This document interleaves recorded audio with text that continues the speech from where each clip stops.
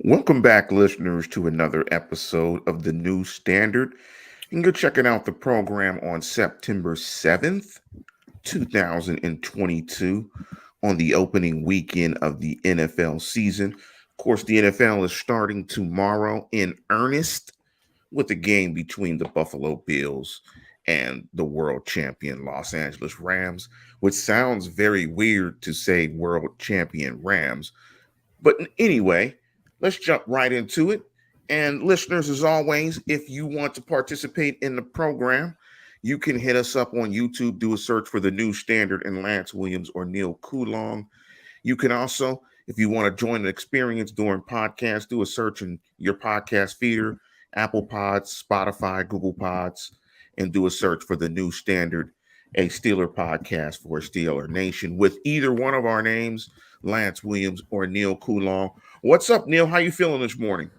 I'm feeling great, Lance. I'm ready to dive into some exciting week one action here. All is good. It's a beautiful day. School has started, so there is no one in my house but me. I don't have to worry about hearing a kid yell at other people while playing a video game the way I usually do on Saturday mornings. So we're excited here. Times have changed. I remember Saturday morning cartoons watching Scooby Doo. Now you can play online video games with a person in France.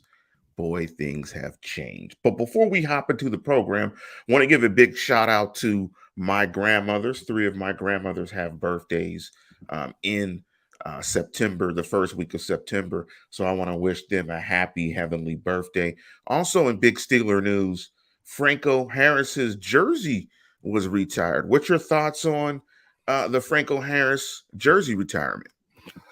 I think there's an obvious nod to symmetry, Yes. considering the 50th anniversary of the Immaculate Reception will happen this December in a game against the Raiders. I don't think that's a coincidence either.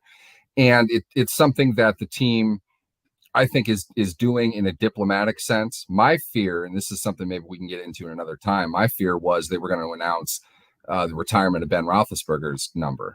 I'm not sure I would have been big on that, considering the legends who have come before him who have not yet achieved that honor.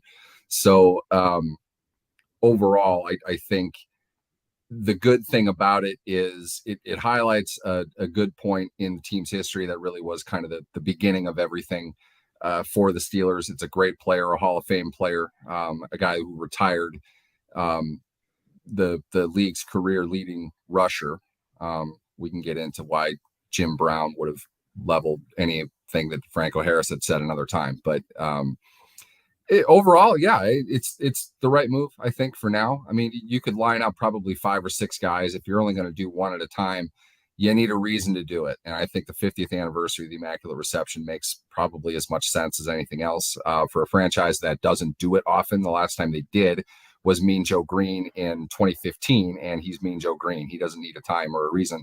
He should have been the next one up. So for now, I don't know. I mean, it's whoever comes next is really kind of what everybody wants to discuss. Me, I am just for let's just celebrate the career of Franco Harris and the milestone achievement of the franchise at the point that he is most well known for. I'm good with that. Yeah, me too. And it's great to have a North Side guy get his number retired, being from Mexican War Streets. So it's great to see Franco get his number retired. I have a T-shirt, Franco's Italian Army, and so yeah, it's great to see those guys get their just desserts, their just due. At the time, I was a frisky 2-year-old running around in the living room, thinking I was going to be the next Pittsburgh Steelers. So congratulations to Franco Harris.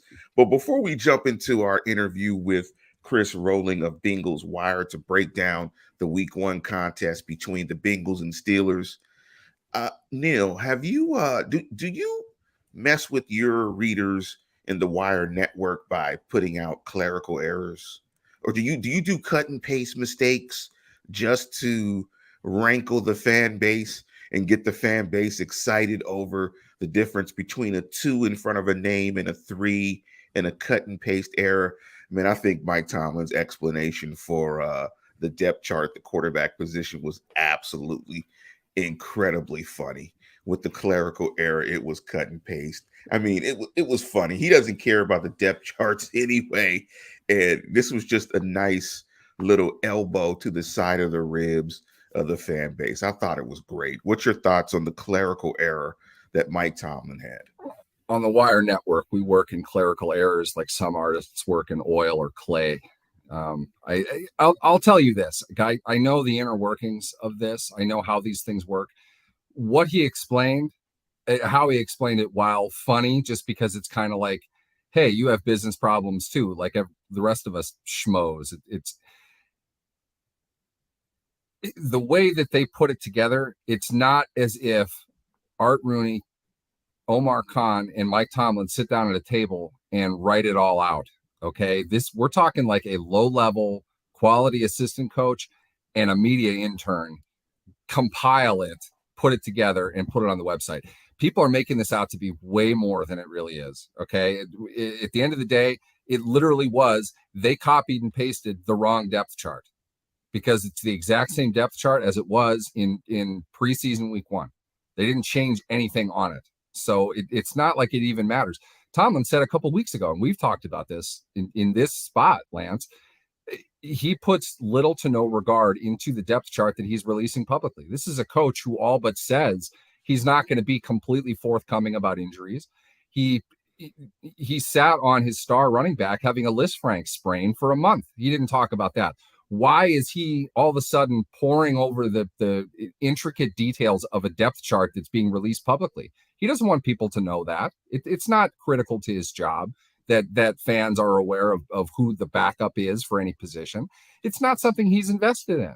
And it happened. He has to answer for it. I'm sure he wasn't real happy about it, but in the end, it doesn't really matter. I don't think it's, at the root of this, what it really is, it's the surprise by some that Kenny Pickett would be third team and Mason Rudolph would be second, and then have that flip the next day. So it's like both people on the side of this ridiculous nonsense debate of where to put what mediocre quarterback on the Steelers as far as their depth chart goes. Both sides got a taste of it, and it's really both sides that are pushing the narrative and trying to use one thing or another to leverage their position. Basically, this is a microcosm of society today. Whatever it is that furthers my agenda is what actually happened. In reality, it's nothing. It's something stupid that has no value at all. Personally, I'm a little surprised that Rudolph would not be the second quarterback. And we've talked about this. The listeners who are frequent guests in this program know I've said the value of the backup quarterback in game it is different than who the long-term starter would be. It's not necessarily a lock that it would be whoever is number 2. That doesn't mean, though, that there's not a lot of value to having experience dressed and on the bench during games. If that's not the way the Steelers want to go, though, okay, I get it. It's not the end of the world. I don't think it's that big of a deal. I'm not overly surprised. It's just that's not what I would have predicted to happen. Yeah, I didn't see the pictures of Southside Laga with the documents laid out on Tomlin's desk. Did you see those pictures as well for the conspiracy theory? Tomlin's being investigated by the Justice Department for. Is that where they're being hid? Yes, they're being hid in I hadn't thought of that. Southside Laga I guess on that his makes desk. sense. Southside Laga. Southside Laga on his desk, and the pictures, the nuclear codes are sitting on Tomlin's desk. Not the damn depth chart that's released to the public. How people think that it's amazing. This is how myopic fans are. It has nothing to do with, they don't care about the fans. It's not that they don't want their support, but when they're trying to put together a game plan over 17 games, trying to assemble a roster, the opinions of the fan and even the knowledge of the fan is not of significant value. It doesn't matter. When they say we don't care what you think, this is what they mean. The depth chart is ceremonial. It's mandated by the league for the sake of giving the fans something to talk about so they continue to talk about their product. It's something that coaches don't want to do. They don't give transparency into things like this. to act as if this was some kind of error beyond low-level people just not – they didn't put the right thing out. And it's probably something that nobody really sat and thought about. And that's why it was released the way that it was, and we didn't get any kind of comment on it until the next day. It shouldn't offend anybody. It absolutely should not be used as evidence of anything at all. It makes sense that Pickett would be the backup. They did not decide that based on Twitter's reaction following them putting out the depth chart. That's the stupidest thing I've ever heard. And that's running out there right now. People are still talking about that. Of course they did. And it's totally unacceptable that someone who would be hiding the nuclear codes at Southside Laga would make a clerical mistake with the depth chart. But with that, we're going to pivot and we're going to bring in our special guest. We have Chris Rowling of BengalsWire. Chris, how are you doing this morning? I'm doing great. Thanks for having me. Now, real quick, you cannot show if there's a way for your camera. We're only seeing a red background, but we can hear you, so it's all good. I want to dive right into it. And the first thing I want to say is thank you for coming on to break this down. But the first thing that jumps out at me when I think about this game is 65-20, which was the combined score last year between the Bengals and Steelers. I mean, Burrow, when you look at those games last year, was absolutely outstanding. 34-42, 362, 8.6 yards per attempt, 4 TDs, 114 rating. He played fantastic football against the Pittsburgh Steelers. I think some of the big news out of Bengals world is this restructured and retooled offensive line. So before I get into my first question for you, who's going to win, or who won the left guard starting position? So that would be 4th-round rookie Cordell Volson, who I think Neil will tell you is from a legendary university. Go Bison. He beat Jackson Carman, who was a 2021 second-round pick and is the team's newest Billy Price bust. So he's going to get the starting job there, and coach is kind of just stressed it's because he's so consistent, which is fine. I don't know how high-quality level of play that's going to be and how much Jonah Williams at left tackle is going to have to help him compensate, though. He is one of 4 upgrades across the offensive line. So, yeah, with that being said, you have Collins, Kappa, Karras, and the new guy, Volson. So how do you think this is going to look game one? Break that down. That's my first question, because when I look at every football game, it comes down to 2 big Ps. It's protection, and that's one of them. And break it down. How do you think the Steelers will be able to attack this Bengals O-line? How will this O-line stand up? I think it's going to be ugly. I think the Steelers are going to make some headway there that people aren't expecting, because the bar for the, Bengals fans and media like to talk about how there was 4 upgrades out of 5 positions, but the bar was on the floor to the point where a toddler could step over it after last year's line. So, Volson is a 4th-round rookie, and Karras is good, but one of the things people are kind of overlooking is Kappa had a late start to training camp because of a nagging injury. And at right tackle, La'el Collins was really only activated for the final week of training camp. So they haven't had a lot of chemistry and reps together, which is usually pretty important. And I think not to nag on Volson, but I think he's going to have a hard time with guys like Cam Hayward. He's a 4th-round rookie. I mean, Steelers know full well what that's like. I mean, in fact, their last year's 4th-round rookie starting left tackle might be worse this year from what we've seen so far.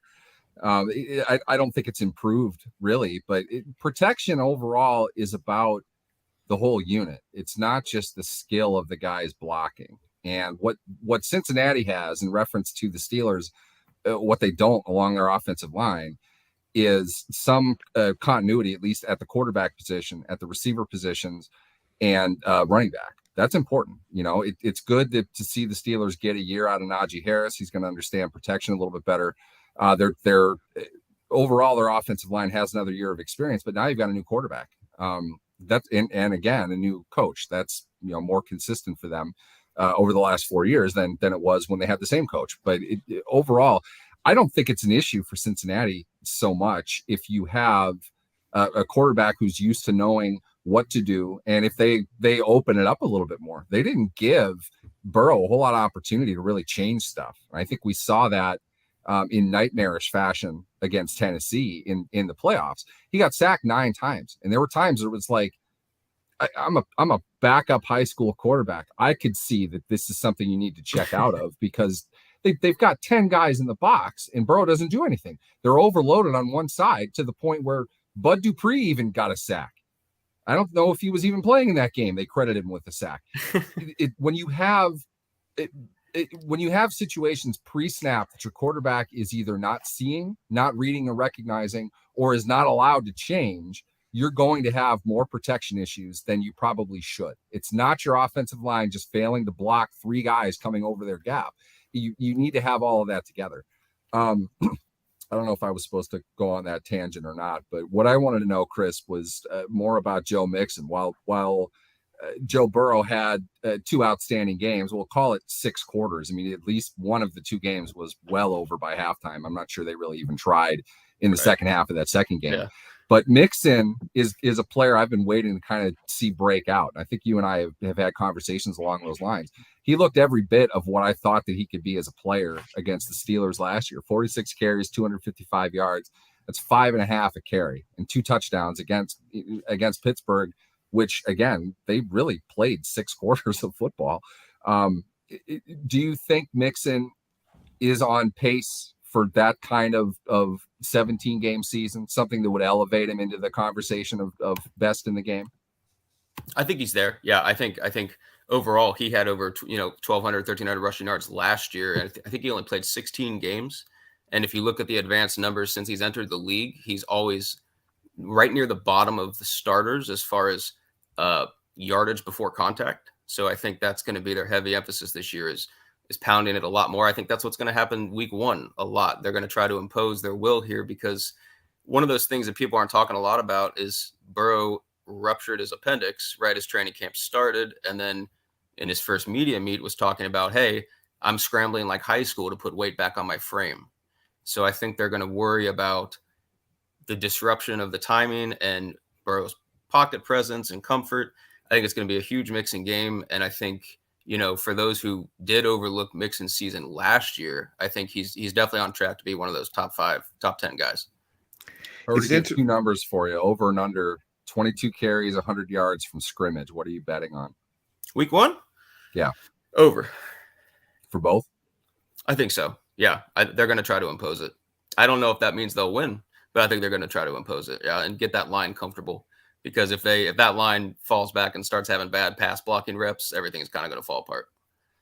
It's interesting that you say that, because when I was looking at this game and given the fact that Cincinnati's line is basically new, and you have 4 guys that really haven't played much football together, my thought in terms of the Steelers defense going up against this Bengals offense was, could the Steelers hold up, not having to commit extra numbers to defense the running game? And Neil, I think, pointed it out really well that Mixon really had his way with the Steelers in the second ball game. How do you think that's going to turn out? I mean, in the second game, it was pretty embarrassing, what Cincinnati was able to do in terms of the running game against the Steelers defense. How do you think it's going to look? And what happens in this game if Cincinnati runs it okay? What does it look like from an offensive perspective? Well, I think if Cincinnati runs it okay, they'll control the pace and probably escape with the win. But I think it's just one of those things where it's got to start early, because you're not going to be able to run from behind a lot even with a guy as talented as Joe Mixon. I don't know how you guys feel about this, but Tyler Boyd was talking yesterday about how Brian Flores is in Pittsburgh now. And he said Pittsburgh's not usually a man blitz team, but he didn't know what to expect from the defense and if they were going to throw a lot of those looks out there. I don't know what Flores' overall impact on the Steelers' defense is as far as that sort of thing goes. But I think if the Steelers disrupt a little bit early, it's going to take the running game out of it. And that's probably bad news for this offensive line that hasn't pass blocked a lot together. Not hearing a whole lot of optimism out of you, Chris. Bengals are 6.5-point favorites at home. It's probably going to be an emotionally charged game. I don't give okay, I'll go on the record we were as saying, realists here, so but I ripped the Steelers' chances last year in week 1 against Buffalo about as badly as I'm ripping their chances against Cincinnati this year. Last year's game against Buffalo was an absolute gong show. No clue how they managed to pull that out. I don't think they're going to be able to witness lightning striking twice in the same place. I think Pittsburgh they're not going to be able to get anything together offensively. I could see in some manner of speaking, Cincinnati not coming out of the gates all that hot, but this to me has a lot of makings of like a 20-13 Bengals win. But what are your thoughts? I kind of look at it as a trap game for the Bengals. I'm higher than most, I guess, on the Steelers' offensive weapons around the quarterback. I think the internet likes to meme and have fun with that quarterback situation and the depth chart shuffling by it's funny interns. But I think the weapons around the quarterback are really good in Pittsburgh, and I think it's going to be a little closer than people think. I think that line chemistry is an issue for the Bengals. And, on defense, they didn't have Bates all summer. Eli Apple was out hurt. Their second-round pick, who's supposed to help at cornerback, is on IR now. I think there's enough rusty. The thing I lean on a lot is we're kind of in that era now where there's only 3 preseason games and nobody plays starters. And the Bengals played 0 starters across the board, unless you count their first-round pick, Dax Hill, which we can, I guess. But, even the coaches are talking about them coming in pretty rusty into week 1, even on the defensive side of the ball. So I view it a little more of a trap game as compared to other people, I guess. Let's jump to that side of the ball, the Bengals D versus Steelers offense. I mean, one thing I noticed in the 2 matchups, it was just obviously, the Steelers only scored 20 points, really struggled on third down. Ben was awful. I thought in both games, sacked 7 times, threw 4 picks, had a rating of 68.6 through a pick 6, basically 2 pick 6s because one of them was returned, I think, to the 5-yard line. I think at least at the bare minimum, you'll get better quarterback play from the Steelers in this matchup. But the Steelers are coming into this game sort of like the Bengals with an offensive line that has some questions. And I think that's being kind if you think about the Steelers' offensive line that has some significant questions. When you're looking at this and you were talking about the Steelers' offensive weapons around the quarterback, how do you think the Steelers will go after and attack this Bengals defense? Well, I'm assuming they'll try to just get the quick hitters off in the passing game and let the receivers do the work. I mean, I don't think you're going to see a repeat of Najee Harris getting held to 2.9 yards per carry again either. I think the more of a threat in the passing game will open the things up on the ground for him. And I think that's their best shot. I don't think they're going to beat the Bengals deep with Bates still patrolling the middle or anything dramatic like that. But there's winnable matchups on the outside. And if you can get the ball in a receiver's hands creatively, whether that's on end arounds or something, I think, they're going to try to just keep the field open for that sort of thing. Bates was somebody I wanted to hop into a little bit as well. And you touched on kind of the larger point that I was going to make. I just spoke about this on a radio spot earlier this week. The level of play in week 1 around the NFL is the last 5-6 years has been remarkably poor in a lot of cases, in my opinion, to a point where it looks to me almost like it's preseason week 4. Yep. Not that teams want to throw away games or anything, but they're not ready. And it seems like if we were to mix our metaphors here and dive into boxing, it just seems like a heavyweight fight in which both fighters are willing to not do anything in round 1 to feel out what's going to happen. Not even so much for their opponent's sake, but for their own. What are they able to do? What type of team are they really? So when you say 3 preseason games, teams don't play their starters, which by and large, I agree with. My impression, looking around the league in week 1 the last couple of years, every team looks rusty. Every team looks kind of confused. They're not where they're going to be. And it almost seems like they accept that. When you get a guy like Bates, who wasn't involved in training camp at all, there's some issues surrounding him as far as his long-term future. What type of player should we expect to see on the field coming from the deep third, the deep half of the field in regards to what Jesse Bates is doing? I think you see quality play. It's really hard to nail down with him because last year he had an extremely mediocre season for a lot of the year. And he even openly talked about, some of that was attributed to his contract drama that was going on in the background. And then he suddenly turned it on for the playoffs and was playing like an all pro up to the Super Bowl.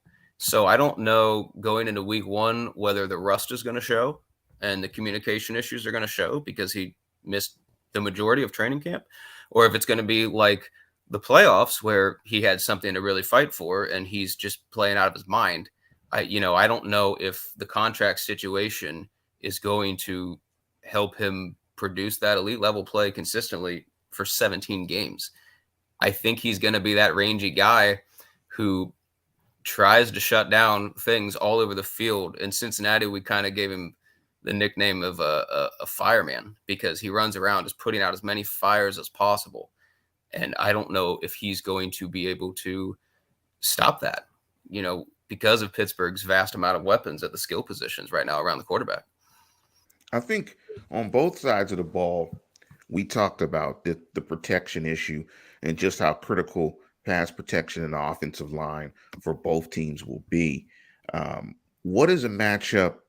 I'm looking at the Hendrickson versus Moore matchup. What's a matchup that you think is one in which Cincinnati, at least up front from a protection standpoint, will be able to take advantage of the Steelers? And if you flip the side on the other side of the ball, what's the matchup in terms of protection of a Steelers defender going up against a Bengals offensive lineman that you think will be very big in this game?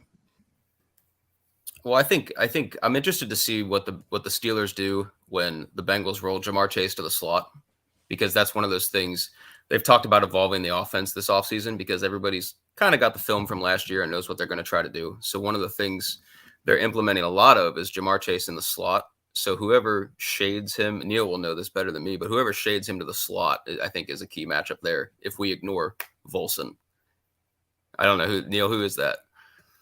I couldn't tell you offhand.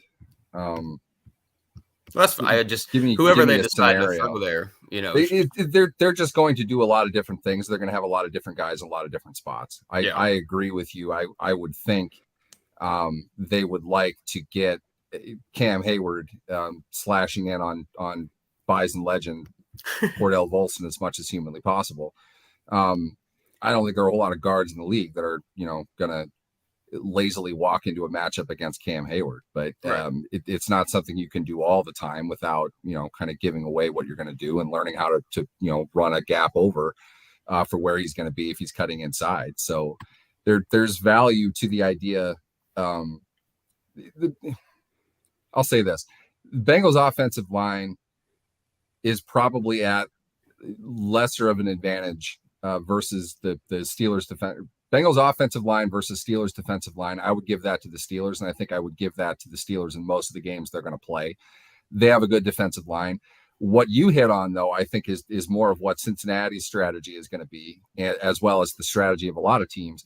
Get the ball short. Get the ball out of your quarterback's hands. Don't let the team that in many ways lives and dies with sacking the quarterback have those opportunities. I mean, there's going to be times that you need to drop 5 and 7, but if you limit that and you're able to control the spacing on the field, if you're able to get it wide out to playmakers and let them do their thing, I think you'll probably be okay overall against this defense, really against any defense if you're consistent with that. High percentage throws, low turnover rate, and the X factor in this game, I think, is Jamar Chase. You get a beast like that guy, any depth, any level, any route, he's able to make a play, and he's probably going to. I don't see how the Steelers are going to stop him because players like that are not stopped by one guy. You need an entire team defense to be able to do that, which is why I think it opens things up for Mixon probably a little bit more. You can go the other way on the field from where Chase is and kind of take away from a secondary being able to overload where Chase is, and eventually that opportunity is going to open up. Burrow's going to see it, and boom, they're going to hit on big plays that Pittsburgh's going to have a real tough time defending. It's interesting that you say that, Neil, because Chris, I want to ask you, If the Bengals win this game, what does Jamar Chase's stat line look like? Whew, man, I don't know. 60 yards on the score. It's hard because T. Higgins is the other guy who people claim could be a number one on other teams, and he's equally capable. We saw it last year in the 41-10 final when Chase only had 39 yards and Higgins put up 114 in a score. So I would assume he hovers around the 60-yard mark with a score if the Bengals are winning. And by the way, that was a push off against James Pierre in the corner of the end zone. And I agree. Was that the second TD? It was one of the many TDs. I'm not. Yeah, exactly. I'm trying to count which it one. all blurs together, doesn't it? Yes, it does. I think offensive pass interference is maybe the most misunderstood penalty in at the NFL level for what the definition of it is. Chase, the penalty is not that he's not allowed to, quote, push off. He has to gain a significant advantage from doing it. They push off all the time. They use each other for leverage. They're battling up and down the field. Both of them are doing things that violate the letter of the law in what they're doing. But the key thing is remembering it needs to create a competitive advantage for the guy that's doing it. He didn't do that. James Pierre was out of position like he usually is. It's nothing that Chase did really changed anything for Pierre. He wasn't where he was supposed to be. I mean, at that point in the game, I don't know if it mattered. Throw a flag then, whatever. I don't know if it mattered at that point. But Chris, before we let you go, of course, we have to get a prediction. And it's interesting to hear you talk about this game because I think for all three of us, I think it's boiling down to the protection issue, the offensive lines, how they're going to play. Is Hendrickson versus Moore a bigger advantage for Cincinnati than, let's say, Williamson versus Highsmith, or this protection issue and this whole week one issue about how inconsistent the football is in week one? So I want to put you on a spot real quick here. Give me a prediction for, and I'm going to get yours, Neil, later when we go back into it and keep talking about the game. But before we get you out of here, Chris, give me your predictions for this particular game. Give me a score, and that 6.5 points. Does that sound about right to you? I think it sounds right. Yeah, I think Vegas is usually on the money for the Bengals, and I think. You give me the Bengals 24-20. I could see that sort of outcome where the first half is kind of just like a feeling out period where everyone's really rusty. I think eventually you can't escape Jamar Chase kind of making a game-breaking play. I think he's probably already a top 3 player at his position, and I think that's an inevitability. I think the Steelers are a lot better than people are giving credit though for, and I think besides the big Chase play, you're just looking at a heavy mixing game that's almost a little boring, but yeah, give me the Bengals at home 24-20, I would think. Before we let you go, Chris, what do you guys got going on the Bengals Wire for the rest of the week in terms of Steelers week? Because I know in Bengal Nation, it's Steelers week. So what do you got going on the site for Steelers week? Well, yeah, we got a little bit of that little brother syndrome still going on, I think, even after last year's results, given the historical discrepancies here. So we're carefully scanning everything Steelers players and coaches say, and we're watching that depth chart. We're F5 and refreshing it as much as possible for any drama. It might change any minute. We don't know. So depending on what your interns do over there. But yeah, other than that, we're just running our general previews, and we're going to see how the fans are reacting and how they're predicting it, because I'm sure, as usual, I'm going to get a little heat from Bengals faithful for being a little negative here, but I'm not on the week one hype train, clearly. Well, thank you, Chris, for hopping onto the program. Hopefully we can do this again when they play again later in the year. So, Chris, we're going to go ahead and let you go. Thank you for hopping onto the program. Yes, sir. Thank you so much. Thanks, it's refreshing to talk about something that isn't Aaron Donald dual-wielding helmets in practice. So it's a legendary moment. It's a memory we'll all enjoy. So, Neil, Lance, I got some breaking news here. Okay. Steelers PR department just tweeted out the Steelers have signed wide receiver Jakari Roberson to the practice squad and placed linebacker Hamilcar Rashid on the practice squad injured list. That means basically nothing for this game short of the slight possibility that my boy Streetcar Hamilcar might have been called up for this game. I wouldn't have expected that to happen. But he's not going to now. I don't know how the practice squad injured list works off the top of my head. So, and I have no idea who Jakari Roberson is. So to be honest, we probably just could have saved this breaking news update, but it just happened to come in perfect timing with what we're doing here. You know, Hamilcar, you said Hamilcar Rashid? Yeah. That sounds like a variety of a radish. Really? It does. Like I'd like to add some Hamilcar radish in my salad. You know, can you dice that up finely? You know, I love the texture that it adds to my arugula. I mean, that name is one of the most incredible names ever. But Neil, this game, I thought Chris brought up some really good points. I mean, and I thought you brought a really good point about how week 1 is essentially preseason week 4. That you see a lot of inconsistent football, and week 1 doesn't really tell you much about the state of some of these teams for a majority of the teams.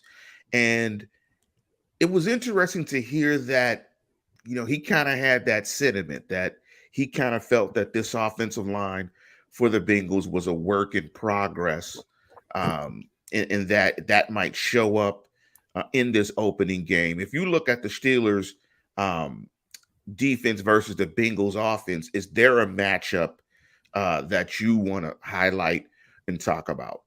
It'd be Cam versus Bison legend Cordell Volson for sure. I mean, it's you're talking. I mean, I'm if I take the Bison hat off, put it off to the side, you're talking about a rookie going up against an all-decade level player who's still playing very well and has been early in the last couple seasons.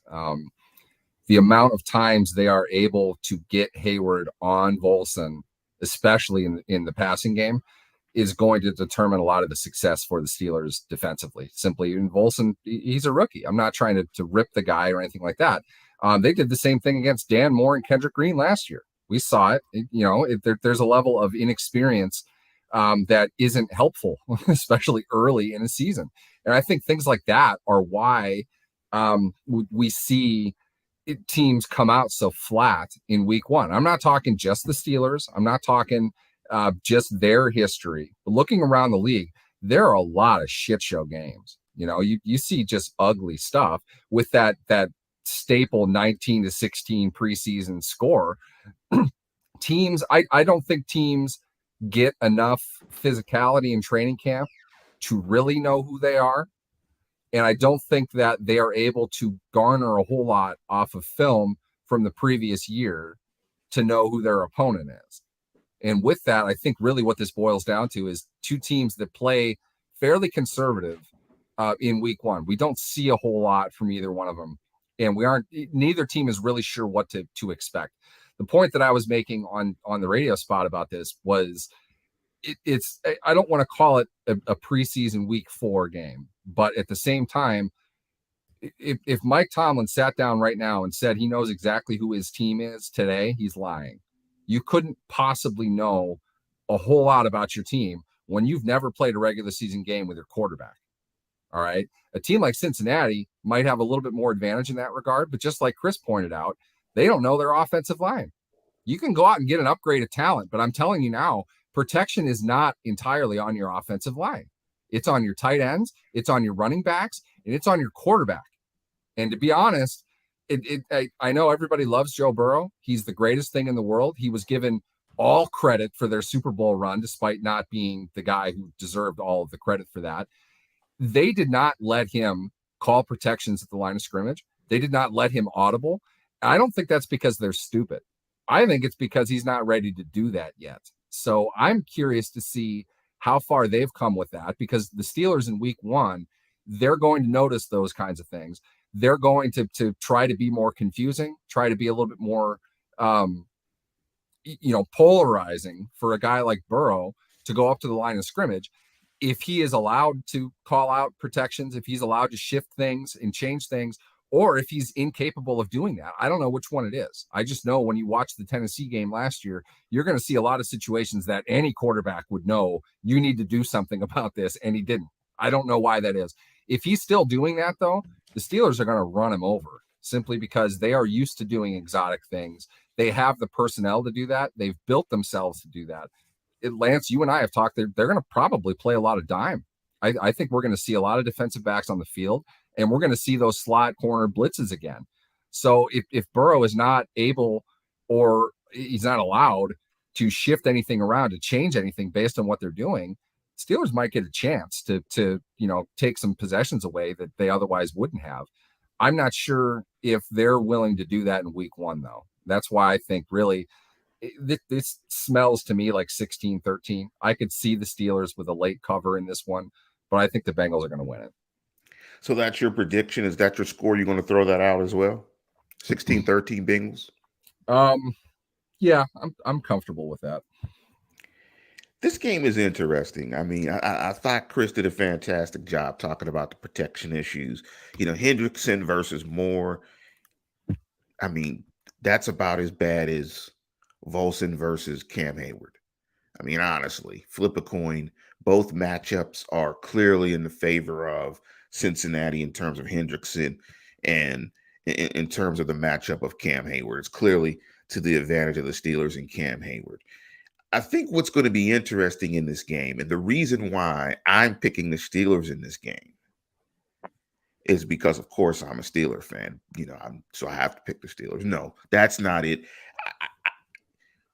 A new offensive line and a quarterback being out for some time and not working with this offensive line.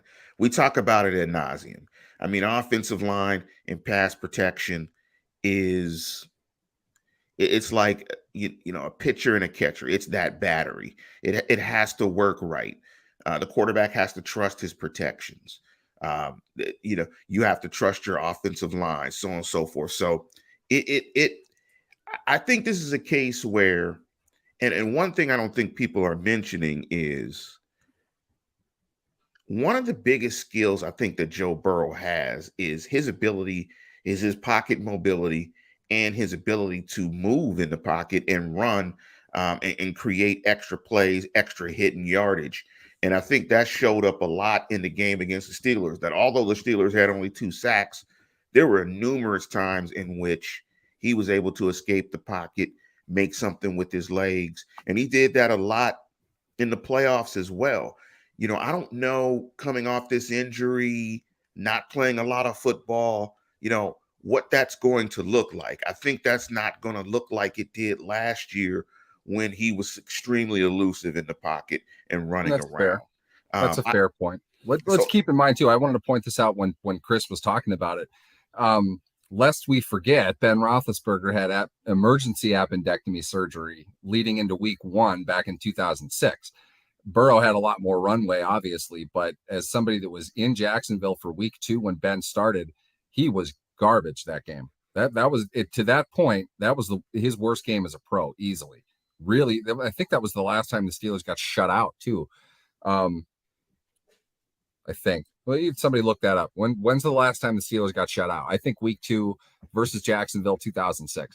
But he wasn't good. It is an injury that, or I should say, the surgery itself. It's not the surgery itself that's the complication. It's the fact that you can't eat, you don't want to eat, and you're going to lose weight quickly. When you're a professional athlete, every ounce counts. And if Burrow is saying that he can't put weight back on, I'm curious how much of that is kind of, slow handing his opponents. But we'll see how strong he is. We'll see if he's able to escape the way that you mentioned, Lance. Because, that was definitely against the Steelers. That was definitely a factor. He scored on a touchdown early. He noted, I think, it was either the touchdown or the setup to the touchdown. He noticed he had numbers on one side, and it was a pass call, and he just took it and ran because it was obvious that there was 7-8 yards on the board. Will he be willing to do that? Is he going to be as quick and as nimble as he's been? That kind of stokes my optimism a little bit. Chris made a good point. I hadn't really considered that as much. Let's see what they come out with. But top to bottom, I just think Cincinnati is the better team overall. And people want to think Pittsburgh's offense is finally reformed when we're talking about the game against Cincinnati. When we break it down to the offensive line level, everyone's talking up and down how it's the worst unit in the league. Both of those things can't be true, in my opinion. You're not, if the Steelers are in mid-season form offensively right now, this is going to be a long year. Okay. I see no reason at all to expect this offense to work well early. In fact, I can go as far as to bet 2 of the first 3 series are going to be 3 and outs. And those are the scripted plays. They're going to get a little bit, I think, on one drive, but there's some stuff that isn't going to work. It's going to put them into difficult spots. And to Chris's point, while the Steelers have some good skill players, their quarterback, I don't know, and their protection, really, we have nothing to be optimistic about for where we're sitting leading into week 1. Yeah, that's going to be interesting that you said about the punting in 2 of the first 3 drives, because I believe last year with Ben, the Steelers punted on the first 5 or 6 drives. I think so. But hope springs eternal, particularly in week 1. And I'm going to take Chris's score and flip it and say that the Steelers go to Cincinnati. Not only do they cover, they win the game straight up 24-20. And I think it's going to really remind us of the Buffalo game from last year. It's going to be one of these weird games where they take advantage of that week 1 and that newness of another team with a defensive unit that's really good at getting pressure. And they're going to catch Cincinnati literally at the right time. So I'm going with 24-20 Steelers. Neil is going with 16-13 Bengals. But before we go ahead, and so that's our prediction for week 1, I want to jump into something else with you, Neil. Before we end the program, I want to just do something fun because we have not talked about this. We have not given our predictions going into the season in terms of the playoffs, Super Bowl champs, and all that stuff. And we might as well do it as we go into week 1. So let's jump on the AFC side and let's get through this pretty quickly. Give me your AFC division winners.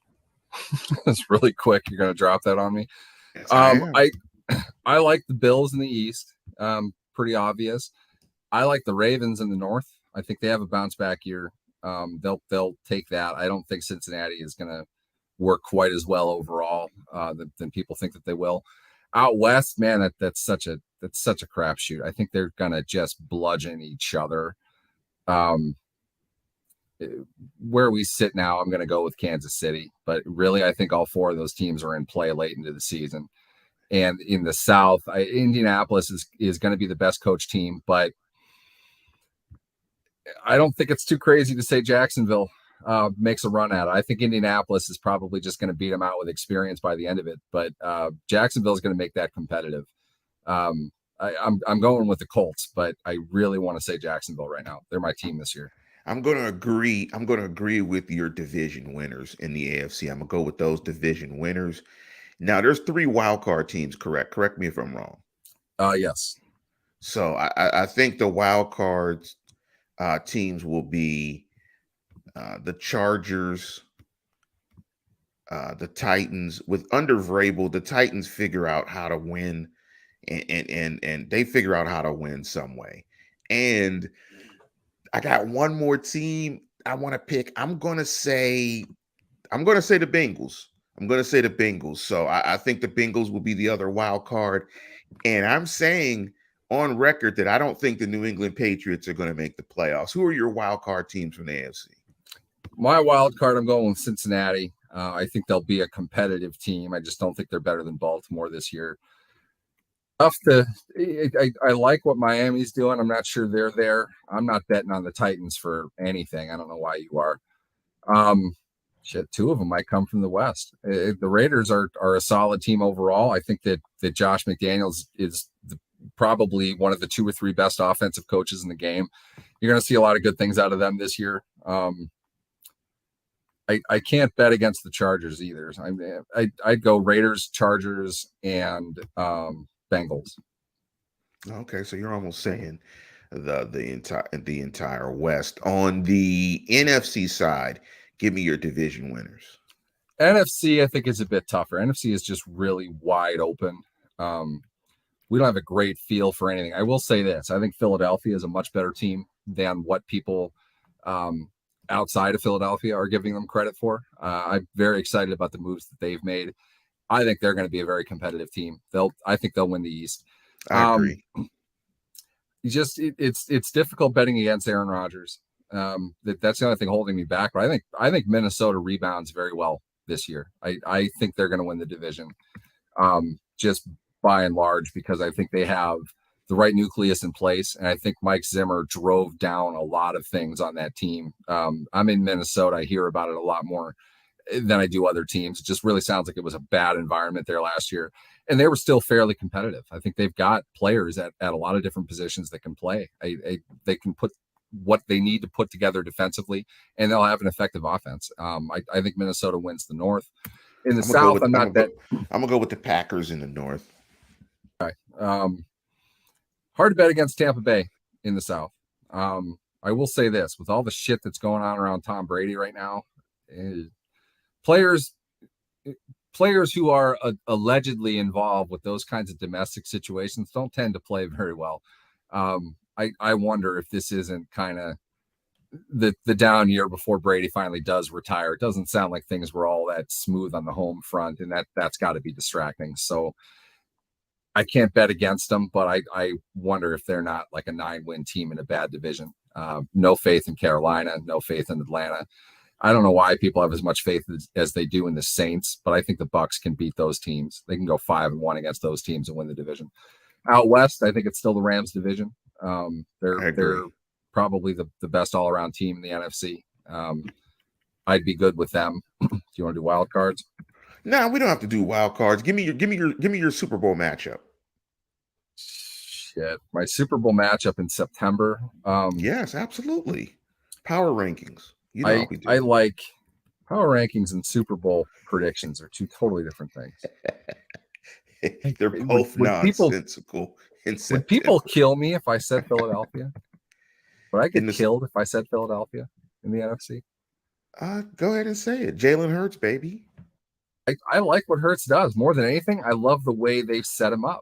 They are taking perhaps not the most physically talented passer in the NFL, and they're putting him into very winnable situations. And they've put great pieces around him. There are good players in Philadelphia. AJ Brown is a stud. They got him for nothing. That's a steal. Another brilliant move by Tennessee and their collapsing dynasty. Are they good enough to beat the Rams? So you're picking Steelers and Eagles? Steelers, yeah. No, the Steelers are not going to the Super Bowl this year. Out of the AFC is highly, highly competitive. Bills are the easy pick, right? I mean, that's kind of who everybody's picking. I'm going to say this, and people are really going to hate me for this. I think it's going to be Baltimore. I think Baltimore is going to walk away.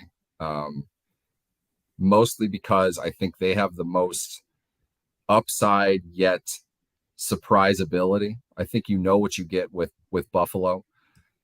And I think they are it is possible to stop Buffalo's offense. And I don't think that they have all that opportunistic of a defense. I think John Harbaugh is good enough of a coach to outmaneuver Sean McDermott in a playoff game. I like the Ravens' chances.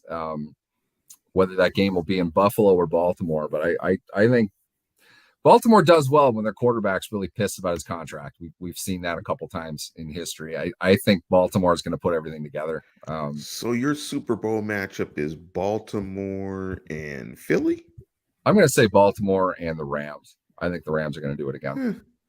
I think Philly's going to be a much better team than people think that they are, and I think that they can beat anybody in the NFC.